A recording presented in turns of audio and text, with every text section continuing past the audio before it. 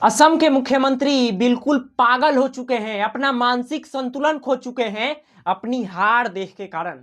हमको तो ऐसा ही लगता है साथियों, क्योंकि कांग्रेस के सबसे बड़े नेता, उम्र में भी सबसे बड़े नेता मल्लिकार्जुन खड़गे को जिस तरह से गाली गलौज किए हैं, वो शोभा नहीं देता है साथियों। चुनाव आयोग ने कोई कार्रवाई नहीं किया है। भारतीय जनता पार्टी को कार्रवाई करना चाहिए कि एक राज्य के मुख्यमंत्री हैं हेमंत बिस्वा शर्मा, और वो सबसे बड़े नेता को उम्र में भी बड़े बोल लीजिए मल्लिकार्जुन खड़गे की मां बहन की गालियां दी है। वो आपके सामने हैं, तमाम वो लोग बात सुने हैं जो हेमंत बिस्वा शर्मा ने बोला है। पूरा विवाद कैसे शुरू होता है साथियों, वो तो आपको पता ही है। कांग्रेस के नेता पवन खेरा ये आरोप लगाते हैं कि उनकी जो पत्नी है उनके पास 3-3 देशों का पासपोर्ट है। उसके बाद असम के मुख्यमंत्री हेमंत बिस्वा शर्मा की जो पत्नी है एफआईआर दर्ज कर देती है। एफआईआर दर्ज कराने के बाद असम की पुलिस और दिल्ली की पुलिस मिलकर पवन खेरा को खोजती है, उनके आवास पे जाती है, लेकिन पवन खेरा नहीं मिलते हैं। और आज पवन खेरा ने वीडियो बनाकर जारी किया है, और क्या कुछ बोले हैं पवन खेरा जी वो आगे मैं आपको सुनाऊंगा। लेकिन असम के मुख्यमंत्री साथियों पूरा डर चुके हैं अपनी हार देखकर।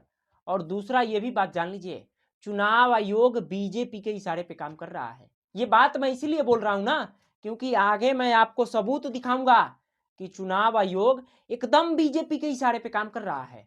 लेकिन इस कार्यक्रम को शुरू करूं उससे पहले आप मेरा नाम जान जाइए। नमस्कार, मेरा नाम पवन है और आप देख रहे हैं दी ओरिजिनल भारत।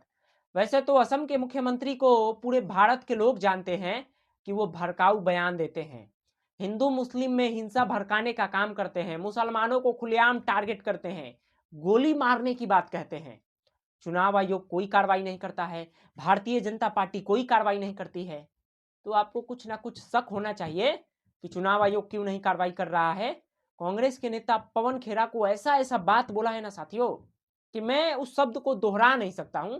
सुनिए। पहले खेरा को पेलूंगा, फिर खेरा से नाम निकालेगा तो बाकी को पेड़ा बनाऊंगा। देखिए, ये एक राज्य के मुख्यमंत्री का भाषा है। आप कल्पना कीजिए एक बार कि ये व्यक्ति एक राज्य को चला रहे हैं और इस भाषा का प्रयोग कर रहे हैं, छोड़ूंगा नहीं, पेड़ा बनाऊंगा, ये करूंगा। वो शब्द मुझे बोलने में भी शर्म आ रहा है साथियों, लेकिन एक राज्य के मुख्यमंत्री बोल दे रहे हैं। जब उनको शर्म नहीं आ रहा है तो हमें शर्म आ रहा है। बेहुदा है एक नंबर के असम के मुख्यमंत्री।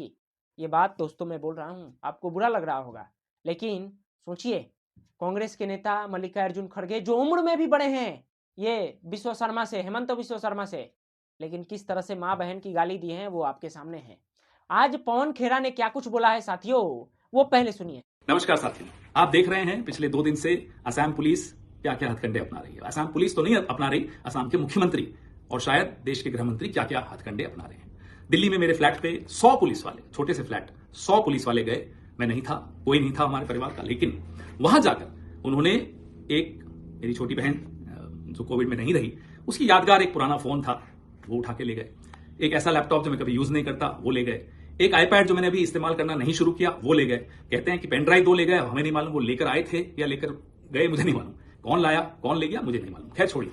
अब मैं जहां भी जाता हूं, क्या उनको लगता है मैं गया हुआ हूं, वहां ये पुलिस भेज रहे हैं, क्यों भेज रहे हैं? सवाल ही तो उठाए हैं कांग्रेस पार्टी ने। आप कांग्रेस पार्टी को चुप क्यों करवाना चाहते हैं, मुझे चुप क्यों करवाना चाहते हैं? सवाल पूछे हैं, जवाब दीजिए। हम कहते हैं साहब ये कागज और ये जानकारी आई है, इसकी जांच कीजिए, क्या ये गलत कहते हैं हम? आप जवाब देने की जगह सबको गाली दे रहे हैं।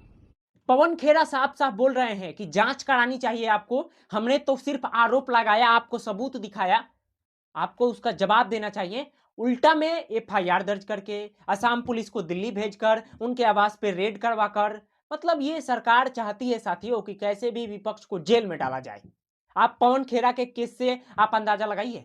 और पवन खेरा साफ साफ बोल रहे हैं कि मैं सच्चा सिपाही हूं राहुल गांधी का, डरने वाला मैं नहीं हूं। तो उठाए हैं कांग्रेस पार्टी ने। आप कांग्रेस पार्टी को चुप क्यों करवाना चाहते हैं, मुझे चुप क्यों करवाना चाहते हैं? सवाल पूछे हैं, जवाब दीजिए। हम कहते हैं साहब ये कागज और ये जानकारी आई है, इसकी जांच कीजिए, क्या ये गलत कहते हैं हम? आप जवाब देने की जगह सबको गाली दे रहे हैं, पुलिस छोड़ रहे हो, आप डराने की कोशिश कर रहे हो। आपको लगता है हम डर जाएंगे? आपकी आदत डराने की हो सकती है शर्मा जी, हमारी आदत डरने की नहीं है। कारण बता देते हैं क्यों। मेवाड़ का हूं, कांग्रेसी हूं, राहुल गांधी का सिपाही हूं। अब कैसे डरूंगा? तो डरूंगा तो नहीं, लेकिन हां, क्योंकि मुझे बोलते रहना है, क्योंकि मुझे सवाल पूछते रहना है, मैं आपकी पुलिस को जरूर अवॉइड कर रहा हूं। साथियों, इस तरह से अगर इस देश में कार्रवाई अगर विपक्ष पर होगी तो जाहिर है कि सत्ता का मनोबल बहुत ऊंचा हो जाएगा। सत्ता में जो बैठे लोग हैं उनका मनोबल बहुत बढ़ जाएगा। विपक्ष के लोग आरोप लगाने से डरेंगे, कहीं जेल ना चले जाएं, लेकिन पवन खेरा साहब साहब बोल रहे हैं डरने वाले नहीं हैं। और दूसरी चीज ये देखिए कि ये चुनाव आयोग का पोस्ट है। गौर से पढ़िए चुनाव आयोग क्या बोल रहा है।